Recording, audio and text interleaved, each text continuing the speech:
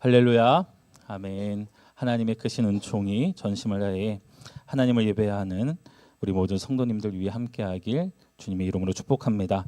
여러분, 하나님은 살아 역사하신 하나님이십니다. 하나님 우리들의 삶에 가장 선한 길로, 가장 완전한 길로 인도해 가시는 하나님이십니다.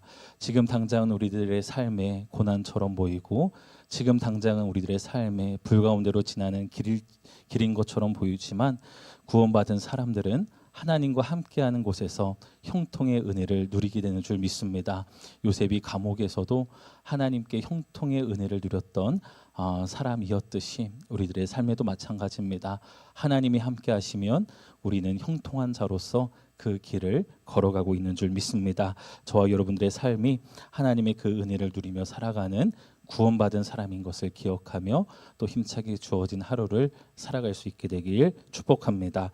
골로새서를 보면 1장부터 2장까지 교회에 침투한 이단 사상들에 대하여 치밀하게 논리적으로 반박하는 사도 바울의 대응을 엿볼 수 있습니다. 당시 골로새 교회는요, 율법주의, 신비주의, 금욕주의를 주장하는 이단적 가르침들에 의하여 흔들리고 있었어요. 여러분 좀 의아하실 겁니다. 어떻게 교회가 이단에 그렇게 흔들릴 수 있을까?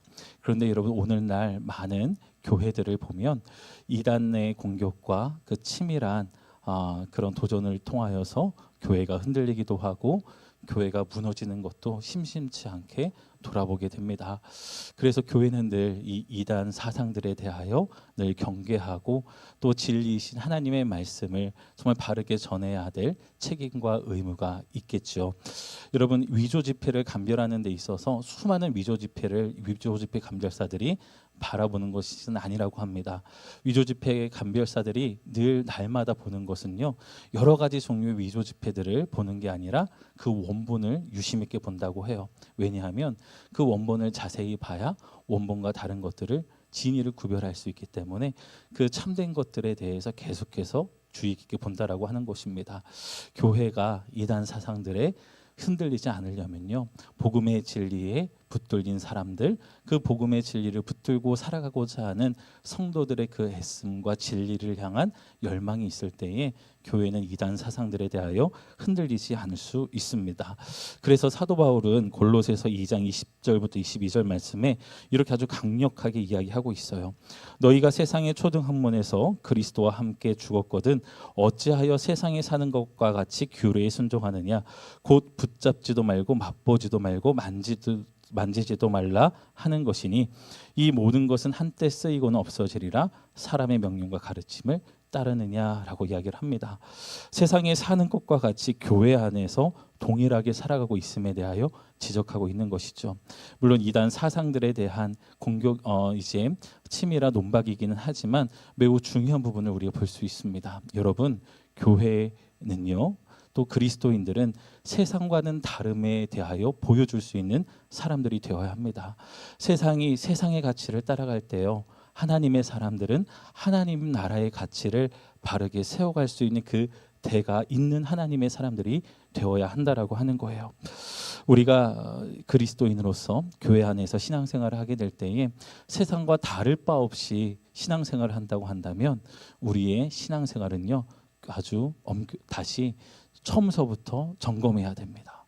세상 사람들과 똑같이 화내고요, 세상 사람들과 똑같이 이기심이 있고요, 세상 사람들과 똑같이 탐심을 갖고 오늘 교회에서 그리스도인으로서 살아간다고 한다면 우리는 정말 부끄러운 삶을 살아간다고 밖에 말할 수 없다라고 하는 것이죠.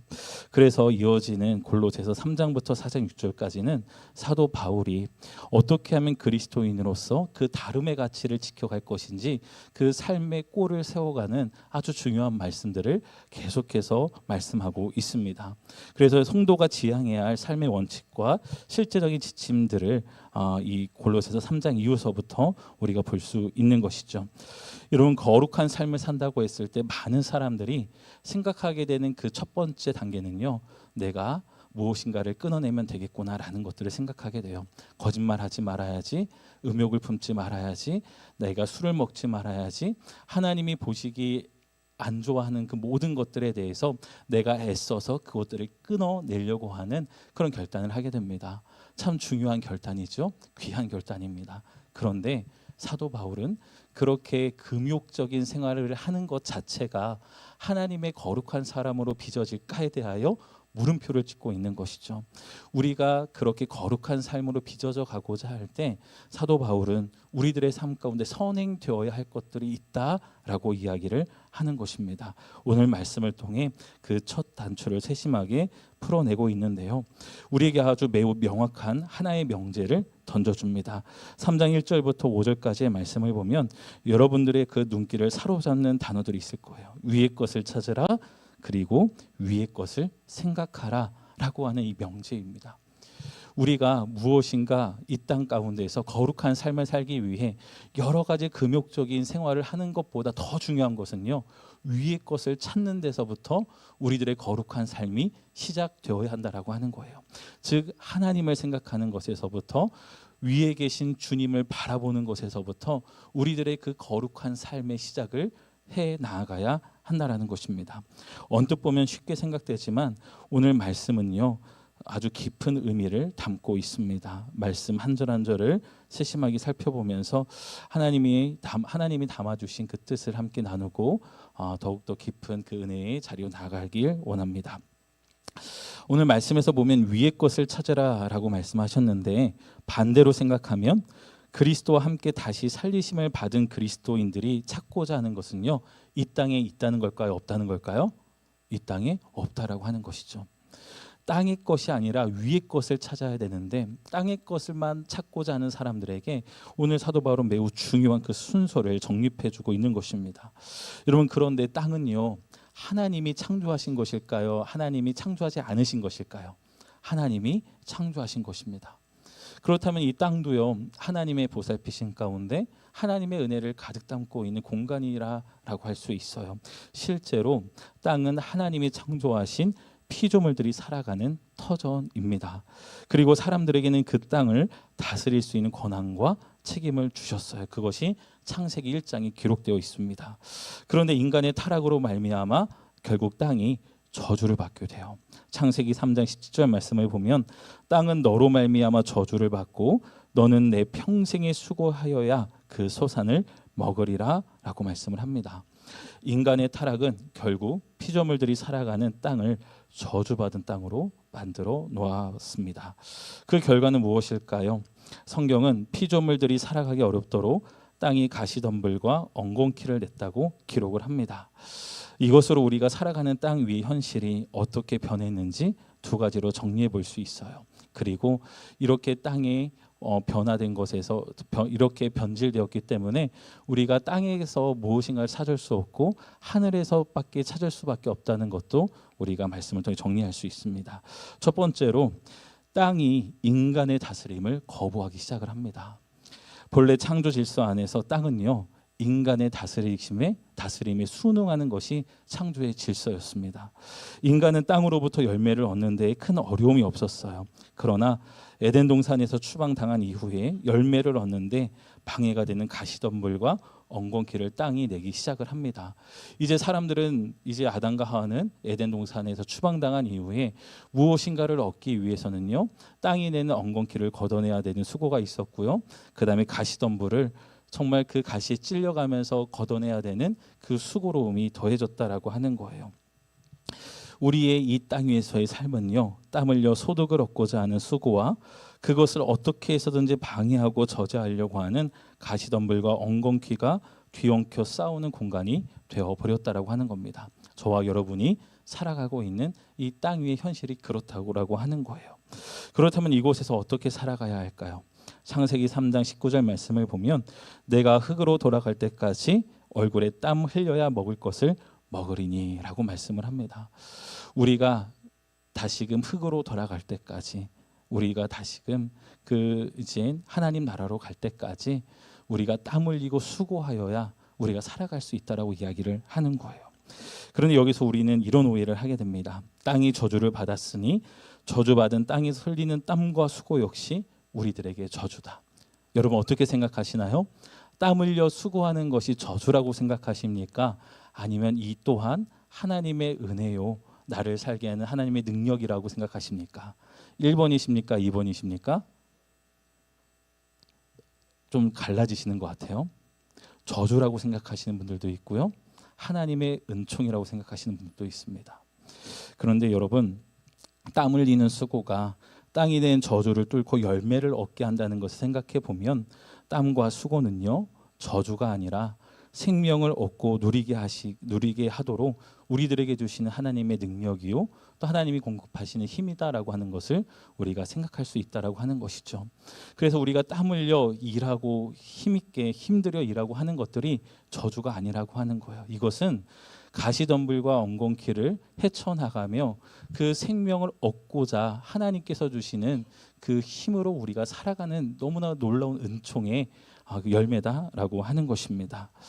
그런데 이 놀라운 이 땀의 비밀을요, 우리 예수님에게서도 찾을 수가 있어요. 누가복음 22장 44절을 보면 예수께서 힘쓰고 애써 더욱 간절히 기도하시니 땀이 땅에 떨어지는 핏방울 같이 되더라라고 말씀합니다. 예수님도 땀을 흘리셨어요. 왜 땀을 흘리셨을까요? 우리를 살리시기 위해서, 우리를 구원하시기 위해서 이 세상의 가시덤불과 엉겅퀴를 헤쳐나가며 우리를 살리시기 위해서 땀이 핏방울이 되는 것처럼 우리 주님은 그렇게 애써서 기도하셨다라고 하는 거예요. 주님이 흘리신 땀은요, 이 땅의 권세 잡은 자들의 방해를 끊어내고 생명을 얻기 위한 치열한 싸움의 시간이었습니다. 여러분, 이 핏방울처럼 흘렸던 땀이 십자가를 향하며 피가 되어 땅을 적시게 되죠. 누구를 얻기 위해서입니까? 저와 여러분을 얻기 위해서 그 땀을 흘리셨던 거예요.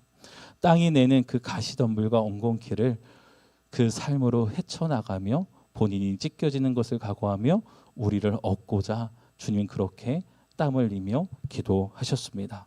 오늘 골로새서 3장 1절 말씀은 너희가 그리스도와 함께 다시 살리심을 받았으면이라고 선포합니다. 여러분, 예수 그리스도의 피와 땀으로 우리를 살려내셨습니다. 하나님은 저주받은 땅을 그대로 두지 않으셨어요. 동산 밖으로 추방당한 죄인들이지만 가죽 옷을 입히신 하나님은 그리스도로 옷 입힌 당신의 사랑하는 자녀들의 땀 흘리는 수고를 통해 또한 생명을 이어가게 하셨습니다.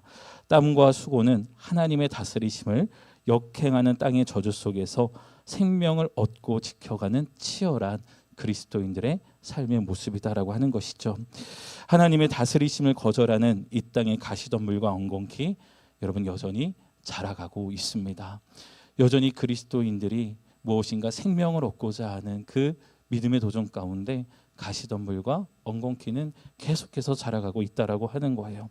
하나님의 자녀들은 이 땅에 가득한 가시덤불과 엉겅퀴 앞에 주저앉는 삶이 아니라, 그 앞에 절망하는 사람들이 아니라 하나님이 주신 힘과 능력으로 땀 흘려 수고하며 가시덤불과 엉겅퀴를 걷어내고 생명의 열매를 얻어가는 사람들인 줄 믿습니다. 우리는 땅의 것을 찾는 것이 아닌 위의 것을 찾는 사람들입니다. 땅의 것을 찾으려고 한다면 우리는 그곳에서 주저앉을 수밖에 없어요. 우리들의 힘으로 할 수 있는 것 같은데 우리들의 힘으로 도저히 할 수 없는 그 삶의 절망 앞에 서게 됩니다. 우리는 하나님이 주시는 힘을 공급받아야 살아갈 수가 있습니다. 이것이 창조의 원리예요.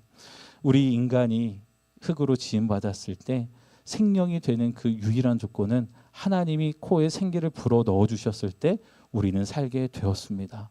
우리가 살아가는 그 첫 번째 원인은 어디에 있느냐? 하나님 안에 있다라고 하는 거예요.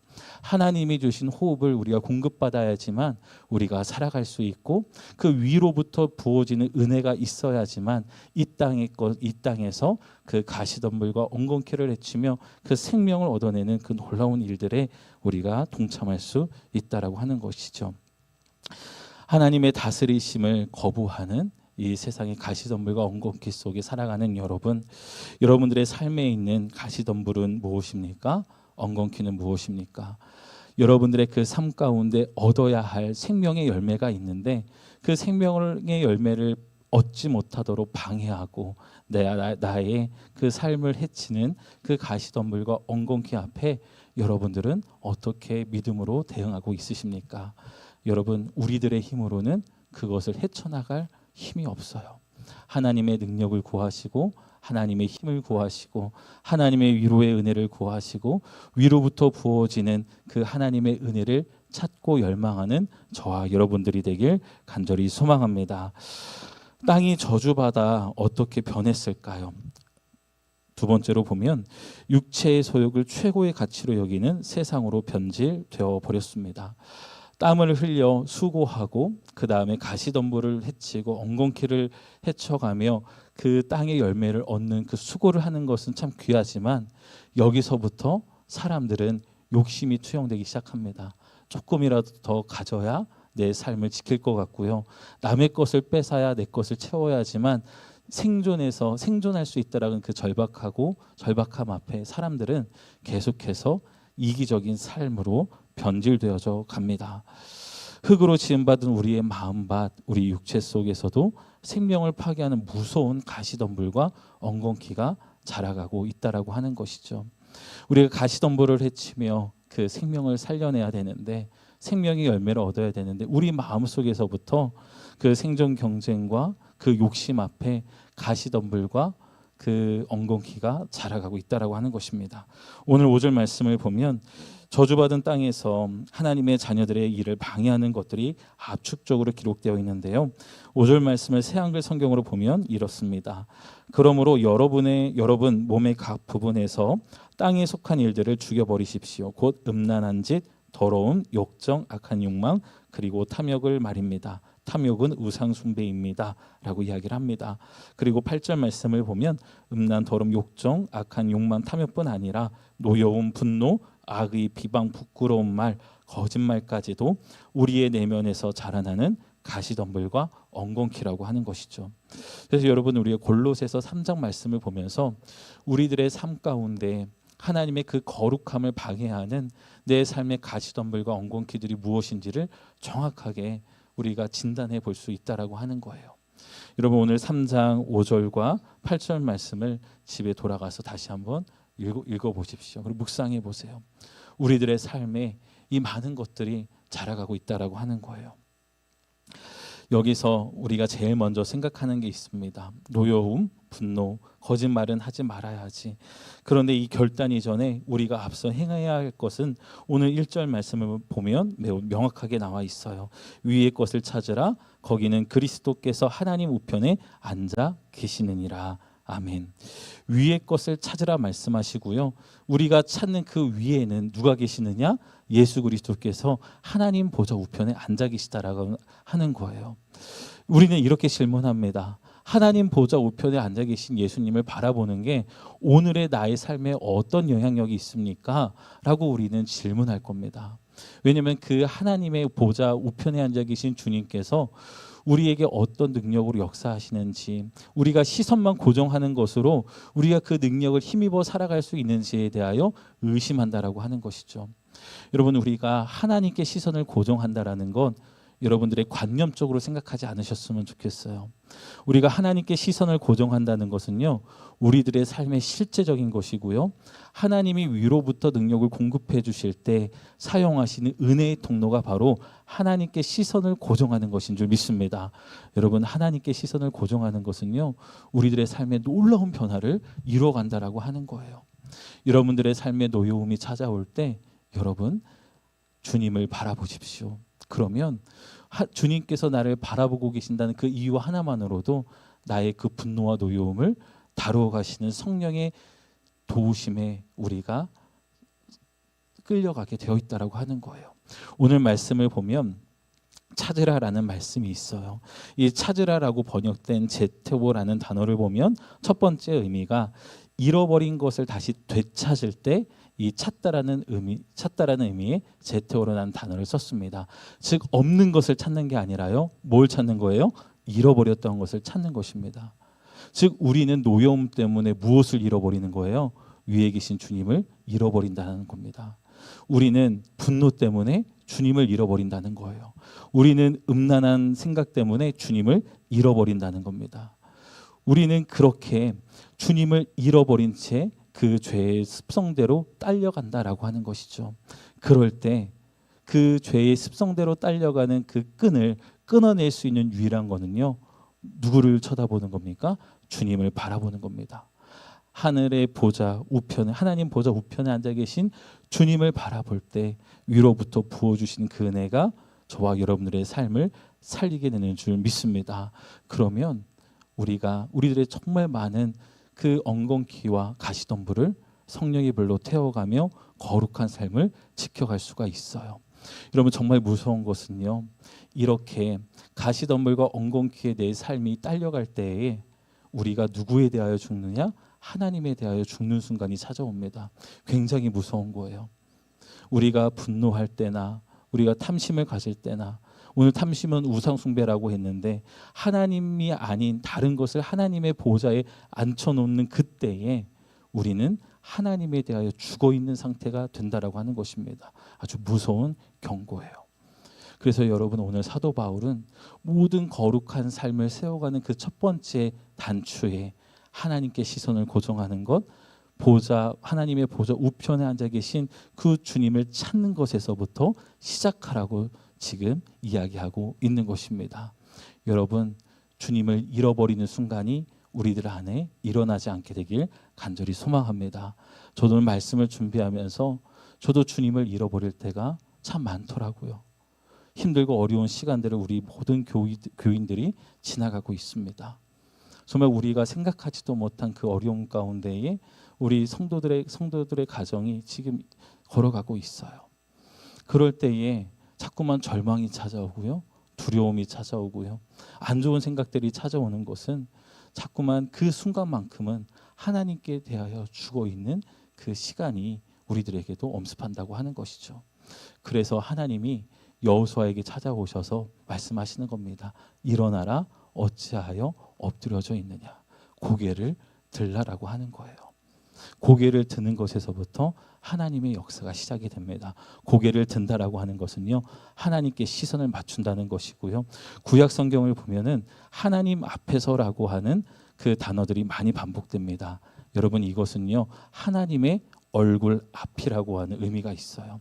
원어를 보더라도 하나님의 얼굴이라고 하는 그 단어가 쓰였습니다.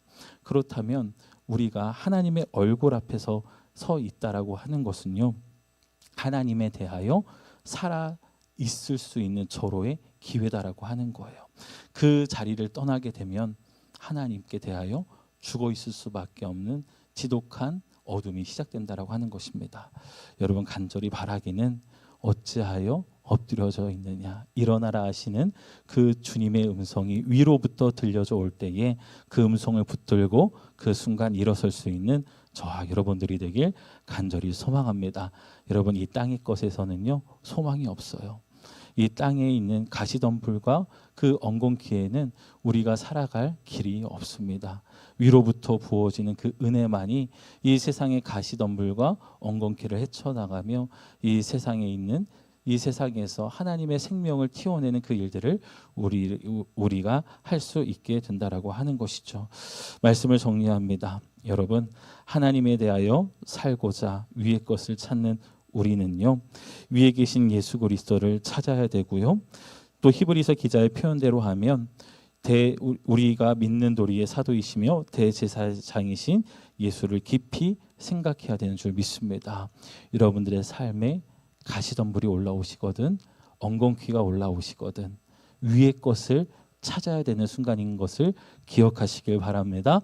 예수 그리스도를 생각하되 깊이 생각하여 그 가시덤불과 엉겅퀴를 걷어내고 여러분들의 삶 가운데 숨겨두신 그 귀한 생명들을 얻고 그 열매를 얻는 놀라운 그 삶이 되길 주님의 이름으로 축원합니다.